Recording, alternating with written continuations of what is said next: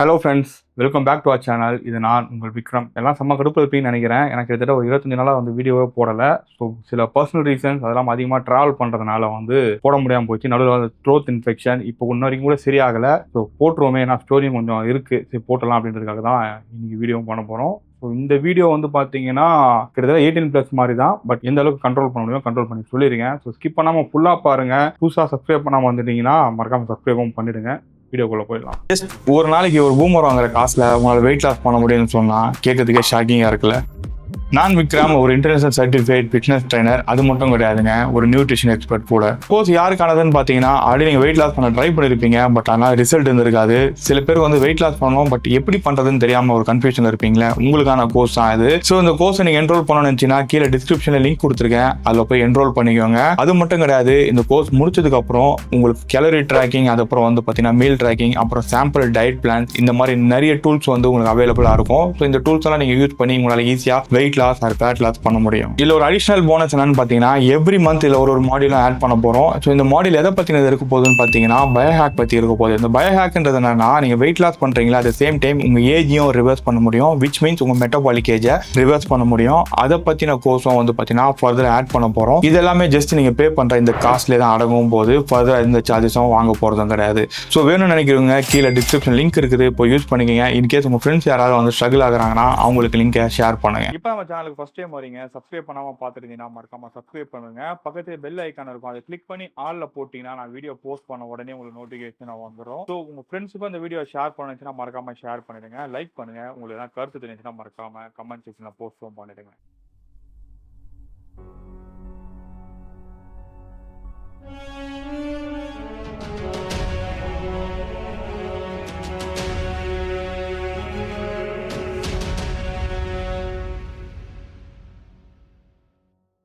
இனி நம்ம பார்க்க போகிற சம்பவம் எங்கே நடந்திருக்குன்னு கேட்டிங்கன்னா, கர்நாடகா நிறைய பேருக்கு தெரிஞ்சிருக்கும். இந்த கர்நாடகாவில் உடுப்பின்னு ஒரு ஏரியா இருக்குது. அந்த ஏரியாவில் தான் இந்த சம்பவம் நடந்திருக்கு. அதை பற்றி தான் டீட்டெயிலாக இன்றைக்கி பார்க்க போகிறோம். இந்த சம்பவம் எப்போ நடந்தா சொல்லியிருக்காங்கன்னு கேட்டிங்கன்னா 2004 வருஷத்துல தான் நடந்திருக்கு. இந்த சம்பவத்தை நம்மக்கிட்ட ஷேர் பண்ண நேம் பார்த்தீங்கன்னா சந்தேஷ்.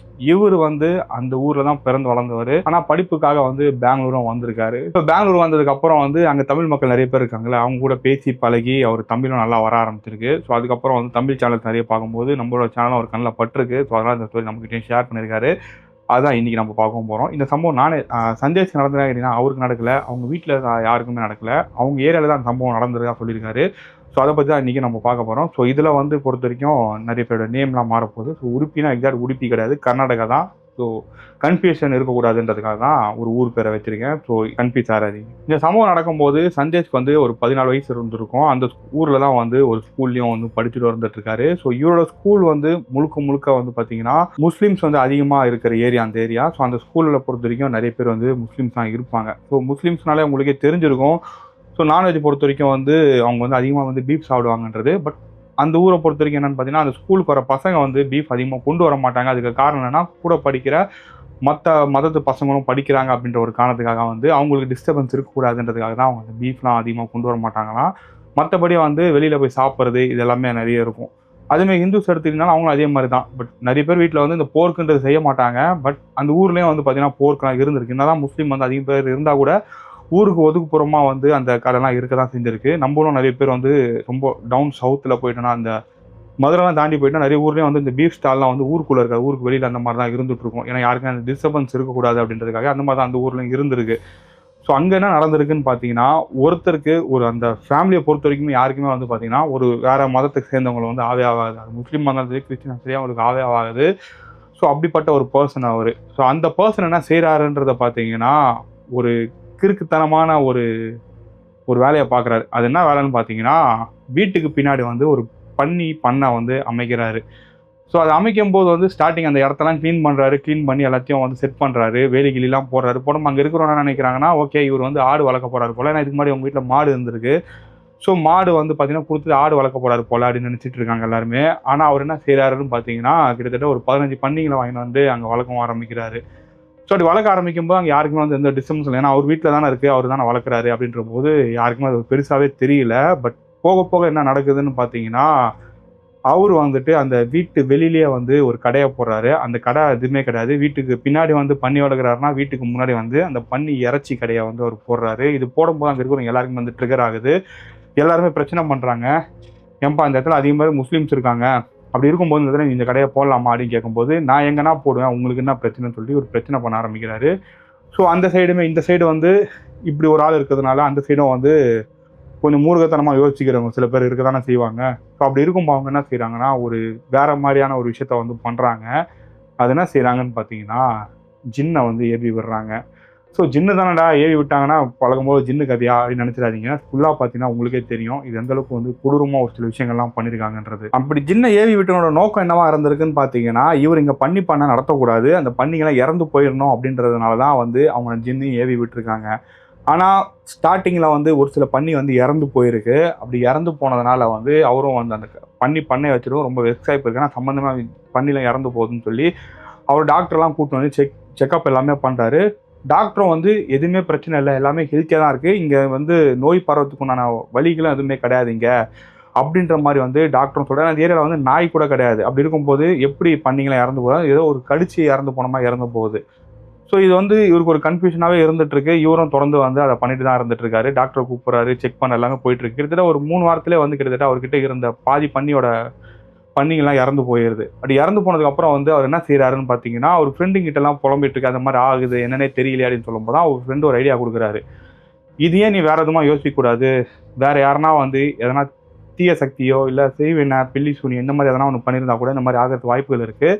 நீ ஏன் நம்மளோட தெரிஞ்சவர் ஒருத்தர் இருக்காரு, அவர்ட்ட நீ போய் பார்க்கக்கூடாதுன்னு சொன்னோனே, இவரு போய் அவர போய் பார்க்குறாரு. அவரு போய் பார்த்த உடனே அவர் என்ன சொல்றாருன்னு பார்த்தீங்கன்னா, இவருக்கு இருக்கிற பிரச்சனை எல்லாமே அவரு அப்படியே எக்ஸ்ட்ரே பண்ண மாரி சொல்லிடுறாரு. எல்லாமே சொன்ன உடனே, "உங்களுக்கு எப்படி இதெல்லாம் தெரியும்னே?" அது உங்க ஃப்ரெண்டு சொல்லியிருந்தாரு. இப்போ உங்க முகத்த பார்க்கும்போது தெரியுது. ஸோ நான் அந்த இடத்த வந்து பார்க்கணும் அப்படின்னு சொன்னோனே, இவரும் சரிங்க அப்படின்னு சொல்லிட்டு அந்த இடத்துக்கு கூட்டு போறாங்க. கூட்டு போய் அந்த இடத்த பார்க்குறாங்க. பார்த்த உடனே ஒரு விஷயம் சொல்றாரு. "இந்த பண்ண வைக்கும்போது உங்களுக்கு எதனா வந்து பிரச்சனை வந்துச்சான்னு?" கேட்கவும், "ஆமா ஏகப்பட்ட பிரச்சனை வந்துச்சு. இந்த மாரிலாம் இருக்கு."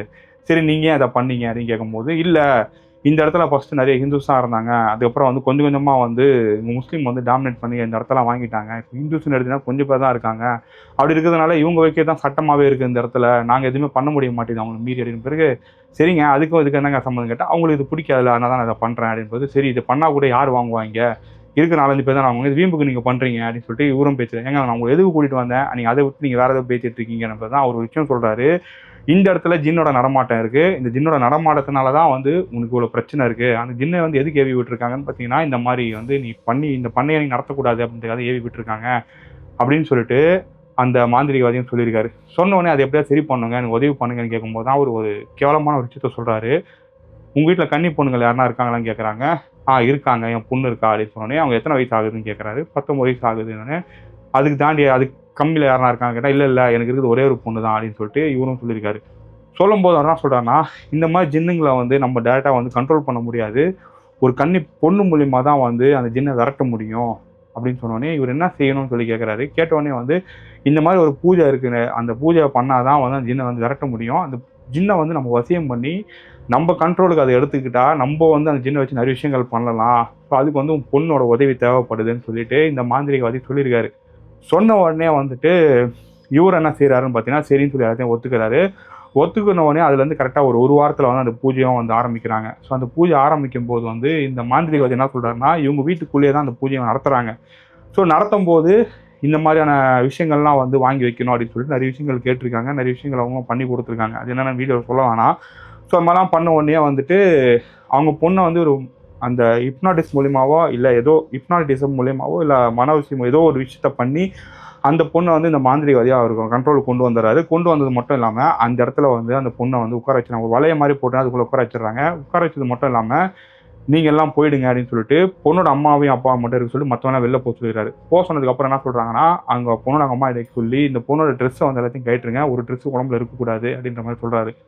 சொன்ன உடனே அவங்க அம்மாவுக்கு வந்து புரியல. ஏன் இப்படி சொல்றாங்க? இப்படிலாம் பண்ண முடியாது. அதுவும் கல்யாணம் ஆகாத பொண்ணு இப்படி ஏன் பண்றீங்கன்னு கேட்கும்போது, ஏம்மா உனக்கு ஒரு பிரச்சனையும் கிடையாது. இது மாரி ஒரு பூஜை பண்றோன்றது வெளியில யாருக்கும் தெரிய போறது கிடையாது. இந்த மாரி இப்போ நம்ம பண்றது வந்து உங்களுக்கும் என்னை தவிர வேற யாருக்கும் தெரிய போறது கிடையாது. அதெல்லாம் ஒண்ணும் பிரச்சனை கிடையாது. அந்த ஜின்ன நீங்க வர வைக்கணும்னா, இது நீங்க பண்ணா தான் வர வைக்க முடியும் அப்படின்னு சொல்லிட்டு, இவங்களும் அது சொல்லியிருக்காங்க. அந்த மாந்திரிகவாதி சொன்ன உடனே அவங்க அம்மாவும் சரின்னு சொல்லி ஒத்துக்கிறாங்க. ஒத்துட்டு சரி நம்ம உள்ள தானே இருக்க போறோம்னு நினைச்சுட்டு இவங்க இதெல்லாம் பண்றாங்க. கொஞ்ச நேரத்துல வந்து பார்த்தீங்கன்னா, அந்த இடத்துல வந்து என்ன ஆச்சுன்றது, அந்த பொண்ணு அவங்க அப்பாவுக்கும் தெரியல, அவங்க அம்மாவுக்கும் தெரியல. கிட்டத்தட்ட ஒரு 1/2 மணி நேரம் கழிச்சு அவங்க முழிக்கிறாங்க. முழிச்சு பார்த்தா அந்த பொண்ணு உட்காந்து அந்த வளையம் ஃபுல்லா ஒரே ரத்தமா இருந்துட்டு இருக்கு. அந்த ரத்தம் வந்து கிட்டத்தட்ட அவங்க பெண் உறுப்புல இருந்து அந்த ரத்தமா தான் இருந்துட்டு இருக்கு. இதை பார்த்தோன்னே எங்கள் அம்மாவுக்கு வந்து ஷாக் ஆகுது. ஏன்னா அவங்க பொண்ணுக்கு வந்து இது பீரியட்ஸ் டைமும் கிடையாது. அப்படி இருக்கும்போது இப்படி ஆகிறதுக்கு வாய்ப்பே கிடையாது. ஏன் இப்படி ஆச்சுன்னு சொல்லிட்டு அந்த மாந்திரிகவாதிகிட்ட கேட்குறாங்க. கேட்டவுடனே இந்த மாதிரி சடங்கு பண்ணும்போது நடக்கிறது சகஜம் தான். இதெல்லாம் நீங்கள் வந்து ஒரி பண்ணிக்காதீங்க அப்படின்னு. சரி இப்போ 6 மணி நேரம் எங்களுக்கு என்ன ஆச்சுன்னு எங்களுக்கு தெரியலன்னா, இல்லை இந்த இடத்தையே வந்து நான் என்னோட கண்ட்ரோலுக்கு கொண்டு வந்துட்டேன். அப்படி கண்ட்ரோலுக்கு கொண்டு வந்ததுனால தான் வந்து உங்களுக்கு இங்கே என்ன நடந்துச்சுன்னு உங்களுக்கு தெரியல. இதுக்கப்புறம் உங்களுக்கு எந்த ஒரு பிரச்சனையும் இருக்காது. ஸோ இதுலேருந்து நீங்கள் வெளியில் வந்துடலாம். ஸோ அந்த ஜின்னை வந்து பார்த்தீங்கன்னா உங்கள் பொண்ணோட ரத்தத்தை வச்சு அதை கண்ட்ரோல் பண்ண முடிஞ்சது. நான் அதை அடைச்சிட்டேன் அப்படின்னு சொல்லிட்டு கையில் வந்து ஒரு சொம்பை காட்டுறாரு. ஸோ பார்த்தோன்னே சரி இந்த பிரச்சனைலாம் முடிஞ்சிச்சு போல அப்படின்னு சொல்லிட்டு இவங்களும் வந்து நினச்சி விட்டுறாங்க. ஸோ விட்டுட்டு அந்த விஷயங்கள்லாம் முடிஞ்சிருது. அவங்க பொண்ணை வந்து பார்த்தீங்கன்னா குளிப்பாட்டி கொண்டு போய் படுக்க வச்சிடுறாங்க. ஸோ அந்த பொண்ணு காலைல எழுந்திரிச்ச உடனே அந்த பொண்ணுக்கு வந்து நைட்டு என்ன நடந்துச்சுன்னே தெரியல. ஸோ கொஞ்சம் வயிறு வலிக்குது அப்படின்ற மாதிரி சொல்லியிருக்காங்க. ஸோ அதுக்கும் இந்த இவர் என்ன சொல்லியிருக்காருன்னா, இது மாதிரி எள்ளு உருண்டை அதெல்லாம் கொடுங்க அப்படின்னு சொல்லியிருக்காரு. அதே மாதிரி வந்து பப்பாளி பழம் அதெல்லாம் கொடுங்க, கொஞ்சம் சூடான ஐட்டமாக கொடுங்க, ஒரு 2-3 நாளைக்கு சரியாக போயிடும் அப்படின்னு சொல்லிட்டு இவரும் போயிட்டுருக்காரு. ஸோ போய் கரெக்டாக ஒரு 4-5 மாதம் ஆகுது. 4-5 மாதம் ஆனவுடனே அந்த பொண்ணுக்கு மறுபடியும் வயிறு வலிக்க ஆரம்பிக்குது. என்னடா வயிறு வலிக்குதுன்னு சொல்கிறாளே சொல்லிட்டு ஹாஸ்பிட்டலுக்கு போய் செக் பண்ணுறாங்க. செக் பண்ணி பார்த்தா அந்த பொண்ணு வந்து ப்ரெக்னெண்ட்டாக இருக்காங்க. எப்படி இது நடந்துச்சு, எங்கே நடந்துச்சுன்னு இவங்களுக்கு எதுவுமே புரியல. இதை வெளியிலையும் சொல்ல முடியல. அப்போ என்ன ஆகுதுன்னு பார்த்தீங்கன்னா, மறுபடியும் அவங்க வந்து இந்த மாந்திரிகவாதிகிட்ட தான் வராங்க. ஏன்னா அது யாருன்னு கண்டுபிடிக்கணும் அப்படின்னு சொல்லிட்டு இவர்கிட்ட தான் வராங்க. அப்போது இவர் ஒரு விஷயம் சொல்கிறாரு. என்ன சொல்கிறாருன்னு பார்த்தீங்கன்னா, நீங்கள் எதுக்கும் கவலைப்படாதீங்க. இதை நம்ம கண்டுபிடிச்சி நம்ம என்ன பண்ண போகிறோம், இதனால உங்கள் பொண்ணோட வாழ்க்கை தான் கெட்டு போகும். வேணாம், உங்கள் பொண்ணு படிக்கிறது படிக்கட்டும்.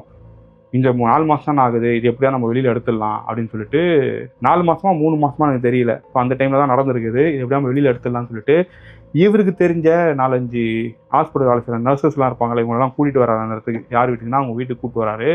கூப்பிட்டு வந்தது மட்டும் இல்லாமல் அந்த பொண்ணோட பிறப்புறுப்புல இருந்து அந்த 3 மாதம் குழந்தைய வந்து வெளில எடுத்திருக்காங்க. எடுத்து விட்டாங்களா, அப்படி விடலை. அவர் வந்து பார்த்தீங்கன்னா அந்த குழந்தைய வந்து எடுத்துகிட்டு போயிட்டுருக்காரு. குழந்தை இவ்வளோண்டு தான் இருக்கும் சைஸு. அதை வந்து எடுத்துகிட்டும் போயிட்டுருக்காரு அவர்.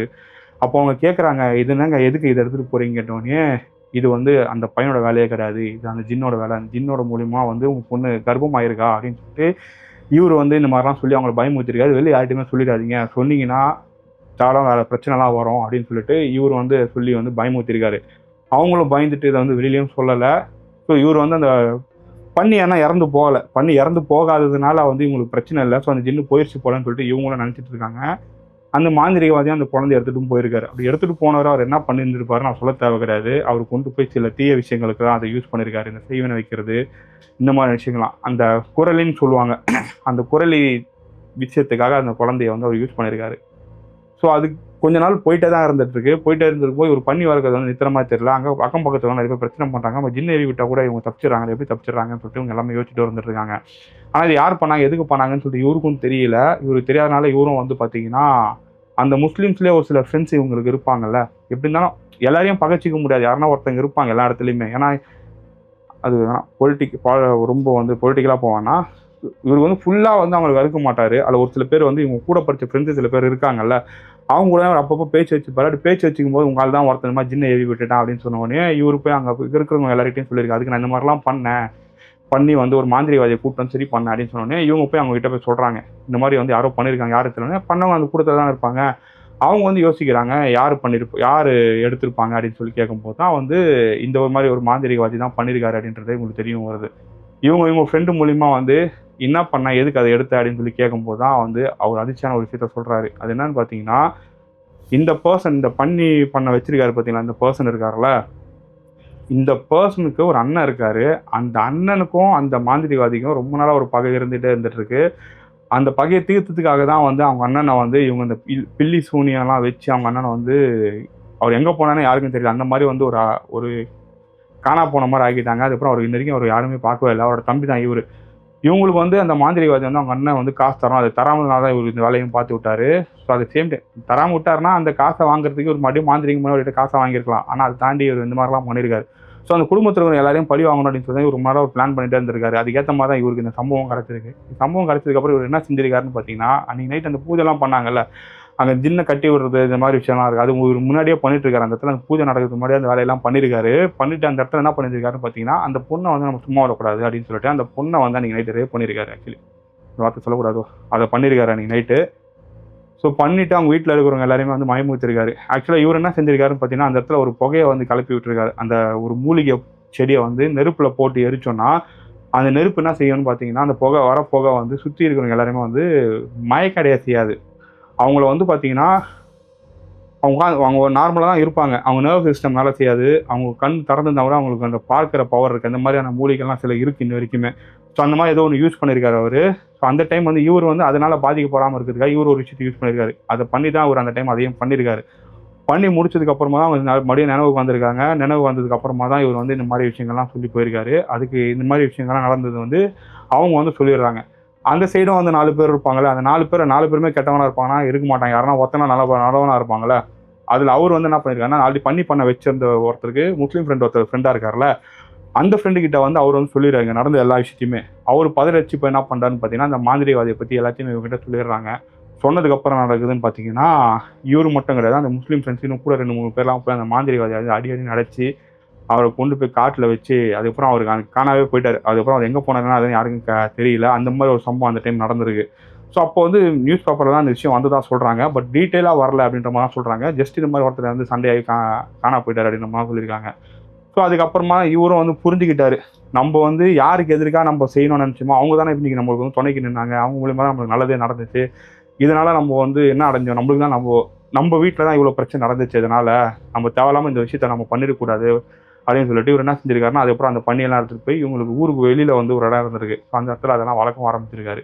ஸோ அதுக்கப்புறம் வந்து யார்கிட்டயுமே அவர் அந்த மாதிரி பிரச்சனைலாம் பண்ணாம, செய்யாம ஒரு காம்ப்ரமைஸோட தான் போயிருக்காருன்னு சொல்றாங்க. ஸோ இந்த ஸ்டோரியில நம்ம தெரிஞ்சுக்கிறது என்னன்னு பார்த்தீங்கன்னா, இதுல தெரிஞ்ச மாதிரி பெருசா அமானுஷ்யம் அப்படின்றது இருந்துச்சான்னு கேட்டீங்கன்னா, இருந்திருக்க வாய்ப்பு கிடையாது. பட் இதுலேருந்து நம்ம கத்துக்கினது ஒரு விஷயம் என்னன்னு பார்த்தீங்கன்னா, நீங்க வந்து ஒருத்தனுக்கு கெடுதல் செய்ய போறீங்கன்னு வச்சுக்கங்களேன், அது வந்து ஒரு கர்மா இஸ் பூமராங்னுவாங்க. நீ அவனுக்கு என்ன நினைக்கிறியோ அதான் அவனுக்கு டபுளா நடக்கும்னுவாங்கல்ல.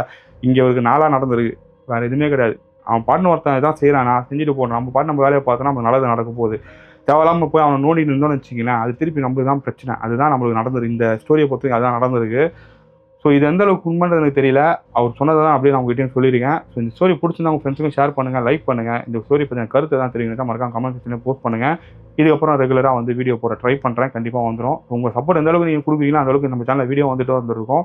கண்டிப்பா அத நான் பண்ணுவேன். நெக்ஸ்ட் ஒரு இன்ட்ரெஸ்டான வீடியோ பார்ப்போம். Stay tuned. பாய்.